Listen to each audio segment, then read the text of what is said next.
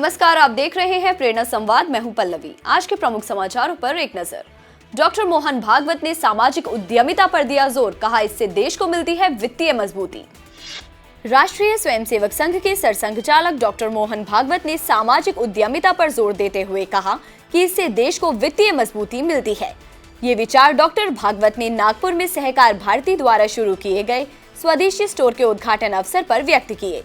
स्वदेशी स्टोर के माध्यम से स्वयं सहायता समूहों और सहकारी समितियों के उत्पादों का विपणन किया जाएगा। उन्होंने कहा कि सामाजिक उद्यमिता को बढ़ावा देने वाली चीजों को प्रोत्साहित किया जाना चाहिए।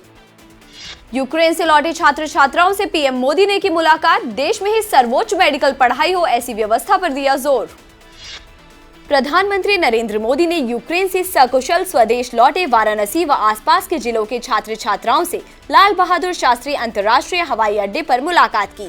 मुलाकात में सही सलामत वतन लौटे छात्रों ने प्रधानमंत्री का आभार जताया। कहा कि हमें व हमारे अभिभावकों को भारत सरकार पर पूरा भरोसा था कि वे हमें वहां से सुरक्षित निकालेंगे। कि मेरे फादर आर्मी में है, तो उन्होंने बोला था कि तुम्हारे पिताजी ने तो ये वॉर नहीं देखा जो तुम फेस करके आ रही हो, लेकिन उन्होंने ये कहा कि मोदी सरकार जी पे पूरा भरोसा है कि अगर कोई नहीं तो वो तो आपको जरूर ही निकाल देंगे। और सर 2 रात हम ऐसे गुजारे जैसे लगा है कि हम मौत को कितने करीब से देख चुके हैं। बट सर मुझे गर्व है कि मैं भारत देश का वासी हूँ और गर्व है मुझे यहाँ के सरकार पे, सर आप पे। भगवान के बाद अगर घर में नाम लिया जा रहा था तो सर वो आप थे। मोदी जी हमें बचा लेंगे। अब जो भी कर सकते हैं मोदी जी कर सकते हैं।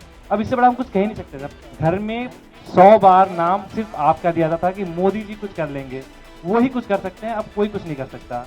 पहली बार हमने इंडियन झंडे की ताकत देखी। जो अदर कंट्रीज के बच्चे थे, नाइजीरियन, मोरक्कन, वो सब हमारे झंडे को यूज करके वो लोग वहाँ से बॉर्डर क्रॉस कर रहे थे। तो sir thank you so much for evacuating us. Thank you so much sir. जैसे उन्होंने मुझे देखा, आपको इतनी दुआएं दी हैं कि आप हमेशा खुश रहे, आप हमेशा जिए। उसके बाद हम लोग को जरा सी भी दिक्कत कहीं भी महसूस नहीं हुई।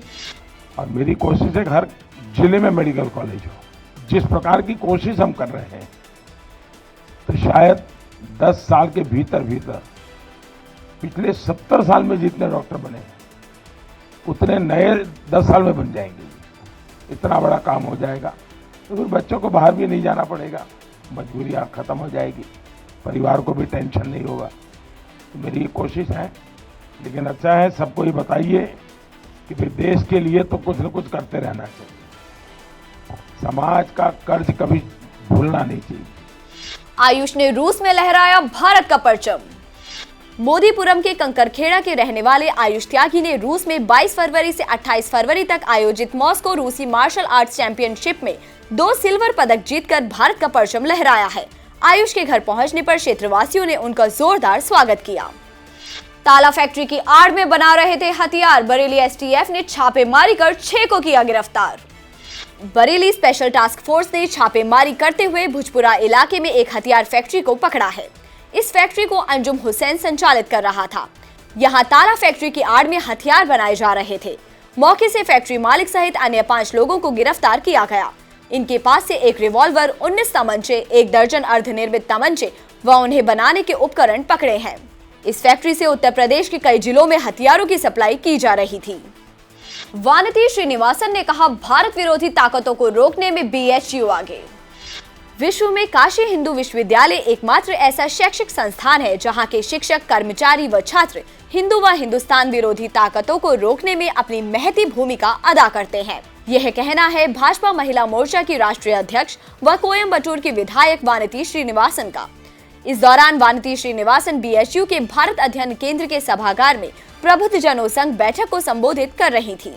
इस दौरान कर्नाटक सरकार के पर्यटन मंत्री सीटी रवि ने एक मतदाता के वोट की कीमत की तुलना राष्ट्र निर्माण में लगने वाली एक ईंट से की।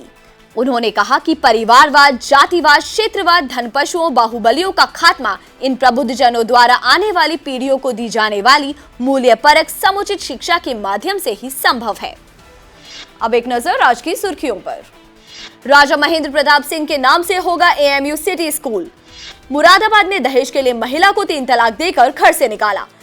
सहारनपुर में युवक ने धर्म बदलकर युवती को प्रेम जाल में फंसाकर किया अगवा।